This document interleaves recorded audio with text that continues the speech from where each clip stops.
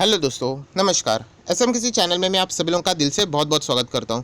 दोस्तों, इस वीडियो में हम लोग बात करने वाले दो स्टॉक्स के बारे में एंड यहाँ पे थोड़ा सा आप लोगों ने अलर्ट रहना चाहिए। क्यों अलर्ट रहना चाहिए, ऐसी क्या चीज़ें यहाँ पे हो सकती है, उसी के बारे में इस वीडियो में जिक्र होने वाला है। तो एक काम कर लेते हैं, इस वीडियो को स्टार्ट करते बट उससे पहले जरूर कहना चाहूँगा, फर्स्ट टाइम विजिट किया चैनल को सब्सक्राइब कर लेना। अगर आप चाहो तो फ्री स्टॉक मार्केट क्लासेस को भी फॉलो कर सकते हैं, लिंक ऊपर आई बटन पर नीचे डिस्क्रिप्शन बॉक्स में मिल जाएगी।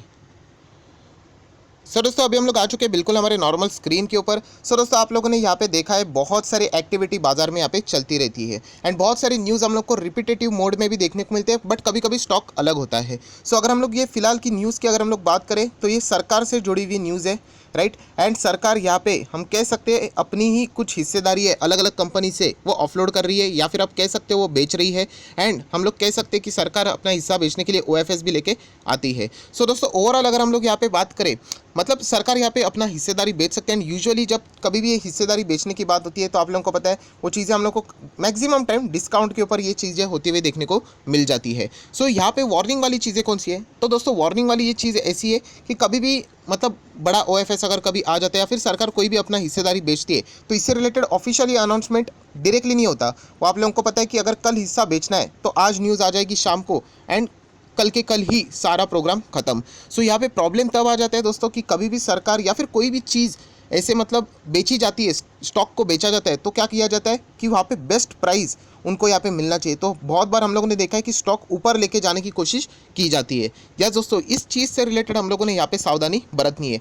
चाहे वो अगर हम लोग बात करें आरवीएनएल की हो, या फिर अगर हम लोग यहाँ पे बात करें आईआरसीटीसी की हो, या फिर अगर हम लोग बात करें जीएमएम फॉडलर की हो, या फिर बात करें हम लोग हिंदुस्तान एरोनॉटिकल लिमिटेड की हो। हम लोगों ने देखा है कि स्टॉक बिल्कुल नॉर्मल चल रहा था कुछ दिन एंड देन सडनली स्पाइक आया एंड टॉप पे जाने के बाद हम लोग को ओएफएस का भी खबर देखने को मिला था। एंड उसके बाद डिस्काउंट के ऊपर ओएफएस लेके आ गए तो अच्छे दाम के ऊपर यहाँ पे अपनी हिस्सेदारी उन्होंने बेच के अच्छा खासा फंड भी कलेक्ट कर लिया। यही चीज़ हम लोग को बाजार में भी दो स्टॉक्स के साथ यहाँ पे होती हुई देखने को भी मिल सकती है। मैं अगेन कहना चाहूँगा, न्यूज़ अभी तक ऑफिशियली सामने यहाँ पे नहीं आई है, बट हम लोग कह सकते हैं कि कभी ना कभी तो इसका जिक्र यहाँ पे होगा ही होगा, क्योंकि सरकार ने खुद ही कहा था कि वो बहुत बड़ा टारगेट लेके चल रहे हैं डाइवेस्टमेंट का एंड जहाँ जहाँ पे उनकी हिस्सेदारी है वो यहाँ पे बेचने की कोशिश कर रहे हैं। हाल ही में सरकार ने टाटा कम्युनिकेशन में भी अपनी पूरी हिस्सेदारी अप्रॉक्सीमेटली 26% की थी, वो भी उन्होंने बेच दी।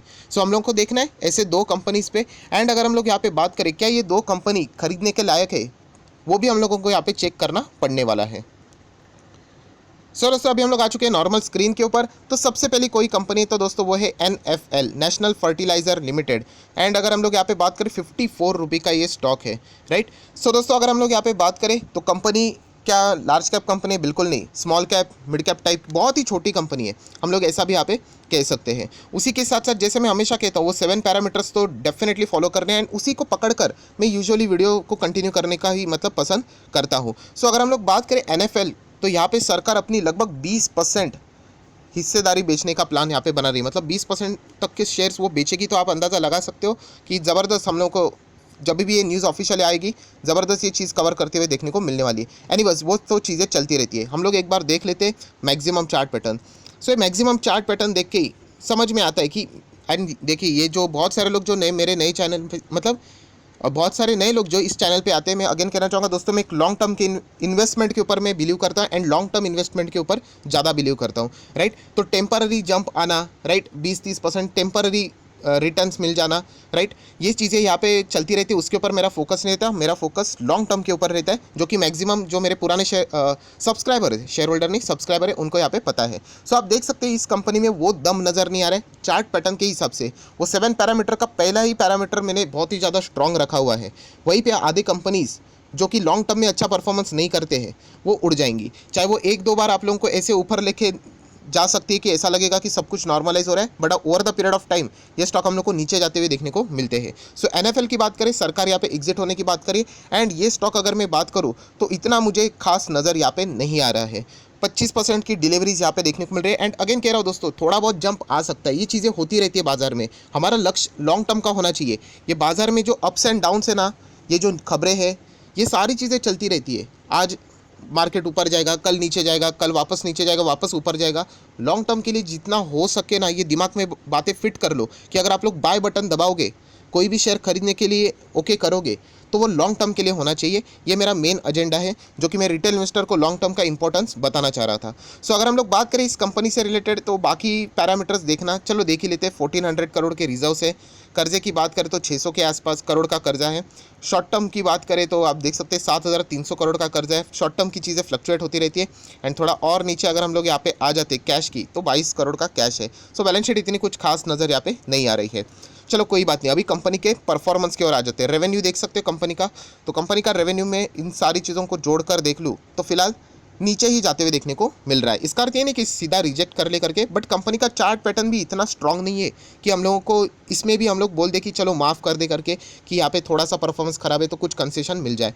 कंपनी के नेट प्रॉफिट की बात करें तो वो भी आप देख सकते हो डिमिनिशिंग मैनर में ही देखने को यहाँ पे मिल रहा है। सो ओवरऑल परफॉर्मेंस की अगर मैं बात करूँ तो दोस्तों ये जो कंपनी है इतनी खास मुझे यहाँ पे नहीं लगती है। सरकार कभी भी अपना हिस्सेदारी यहाँ पे बेच सकती है 20% के आसपास, 20% के आसपास। सो सिर्फ यही बात कहना चाहूँगा दोस्तों कि ऐसे कभी भी चीज़ें आ जाती है बाजार में तो आप सभी लोगों को, जैसे मैंने बताया शुरुआत में ही, कि एक बड़ी कभी कभी बोलते हैं ना बाजार में रैली चल जाती है कि ये स्टॉक को क्या किया जाएगा 60 तक लेके जा सकते हैं एंड बाद में बोलेंगे कि 55 इसका सेल प्राइस है करके, राइट। तो ये चीज़ें इससे पहले भी हुई है जो कि मैंने आप लोगों को यहाँ पे बताया है। सो यहाँ पे कोई हम लोगों को उससे कोई वास्ता ही नहीं रहेगा। क्यों वास्ता नहीं रहेगा? क्योंकि ये कंपनी वैसे भी फंडामेंटली इतनी स्ट्रांग नज़र नहीं आ रही है, राइट। बाकी के जो कंपनी थी IRCTC की बात करें, HAL की बात करें और GMM फोल्डर की बात करें या फिर अगर हम लोग बात करें RVNL की बात करें, आर्कॉन इंटरनेशनल की बात करें, ये 5 कंपनी ऐसी है कि चलो फ्यूचर में कुछ तो यहाँ पे अच्छा परफॉर्मेंस वो दे सकते हैं। बट इस कंपनी की मैं बात करूँ तो इतना खास परफॉर्मेंस नहीं चल रहा है एंड ये अभी आप लोगों को भी ज़्यादा से ज़्यादा प्रैक्टिस करके ये चीज़ें समझ में आ चुकी होंगी। सो 20% तक हिस्सेदारी यहाँ पे बेची जा सकती है। फिलहाल ये खबरें हम लोग को यहाँ पे बाजार में चलती हुई देखने को मिल रही है। सो दोस्तों ये चीज़ें हो गई। अभी हम लोग यहाँ पे काम कर लेते हैं, नेक्स्ट स्टॉक के ऊपर आ जाते हैं। वहाँ पे भी यहाँ पे सरकार अपना हिस्सेदारी बेचने की तैयारी में 10% तक RCF, यस दोस्तों, राष्ट्रीय केमिकल एंड फर्टिलाइज़र लिमिटेड, दोनों फर्टिलाइज़र वाली कंपनियों में हम लोग को ये सारी चीज़ें होते हुए देखने को मिलने वाली है। ये भी एक ऐसा स्टॉक है जहाँ पे बहुत सारे लोग डिविडेंड के चक्कर में अटके हुए हैं। यस, डिविडेंड अच्छा देता है बट अगर आप लोग देखोगे कंपनी का परफॉर्मेंस, ये 1 साल तो ठीक है बट 5 साल की अगर हम लोग बात करें 100 के ऊपर ये परफॉर्मेंस देने वाला स्टॉक था। एंड मैक्सिमम की बात करें, ये देखिए चार्ट पैटर्न भले हरा क्यों ना हो बट उस लेवल की रिस्क लेके हम लोग जो बाजार में आते हैं एंड हम लोग जो रिटर्न एक्सपेक्ट करते हैं, ये स्टॉक से हम लोग को उस लेवल का रिटर्न देखने को नहीं मिलता है।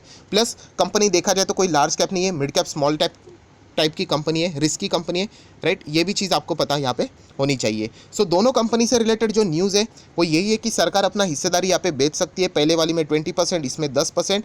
एंड इसमें कभी भी आप लोगों को रैली देखने को मिले तो याद रखना थोड़ा अवॉइड कीजिए क्योंकि वहाँ पे शायद से सरकार अपना हिस्सेदारी बेचने से रिलेटेड न्यूज़ लेके आ सकती है। 24% की डिलीवरीज हम लोग को इस स्टॉक में यहाँ पे देखने को मिल रही है। अगर हम लोग बात करें RCF की ही, यहाँ पे फॉर्मेलिटीज़ कर लेते हैं। रिजर्व क्या है, 2600 करोड़ की रिजर्व है, ठीक है।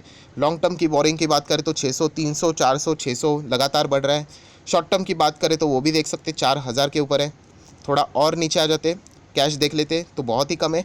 तो इतना खुश मतलब बोलते हैं ना, खास बैलेंस शीट नज़र नहीं आ रही कि हाँ उस लेवल की बैलेंस शीट की रिजर्व भरे पड़े हैं, कैश तगड़ा है, राइट। उसी के साथ साथ बात करें तो कंपनी के ऊपर कर्जा नहीं है या फिर है तो कम कम होते चला नीचे जा रहा है। सो इतना कह सकता हूँ दोस्तों, ये कंपनी उतने लेवल की हम लोग को देखने को नहीं मिल रही जहाँ पे हम लोग रिस्क लेके यहाँ पे इन्वेस्टमेंट करने की कोशिश करें, राइट।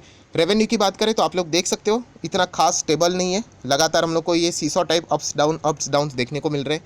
नेट प्रॉफिट की बात कर लेते तो वहाँ पे भी सेम चीज़ें, अप्स एंड डाउन्स बहुत ही ज़्यादा यहाँ पे है। सो ओवरऑल परफॉर्मेंस देख के मैं इतना ही कहना चाहूँगा कि इन स्टॉक से रिलेटेड जो न्यूज़ हम लोग को यहाँ पे देखने को मिल रहे हैं, आप चाहो तो सिर्फ इनको स्टडी कर लेना, बट इन्वेस्टमेंट पर्पस के लिए अगर आप लोग इनमें चले जाते हो तो मुझे ऐसा लगता है कि आप अपने पैसे को खतरे में यहाँ पे डाल सकते हो। मैं अगेन कह रहा हूँ दोस्तों, हर एक की स्टडी अपनी अपनी होती है, हर कोई इंसान 100% सही नहीं होता है, हर कोई गलत भी यहाँ पे जा सकता है। So final decision as usual ये आपका खुद का ही यहाँ पे होना चाहिए। सो सरकार यहाँ पे कभी भी हिस्सेदारी बेच सकती है, इससे रिलेटेड अभी सारी चीज़ें बाजार में यहाँ पे चल रही है। ऑफिशियल अनाउंसमेंट जब भी आ जाएगा मैं वापस वीडियो बना के आप लोगों को इसके बारे में आगाह कर दूंगा। बट अगर मैं एक नॉर्मल सिचुएशन की बात करूँ तो इन दोनों स्टॉक से अगर आप लोग थोड़ा दूर रहोगे, बच के रहोगे तो ही ठीक रहेगा, वरना आप लोग यहाँ पे अटक सकते हो। मैं वापस कह रहा हूँ, अटक क्यों सकते हो, कभी कभी ज़बरदस्त रैली लेके आ जाते, 10, 19, 20% भी तेज़ हो सकता है एंड उसके बाद नीचे हिस्सेदारी सेल करके वो निकल सकते हैं।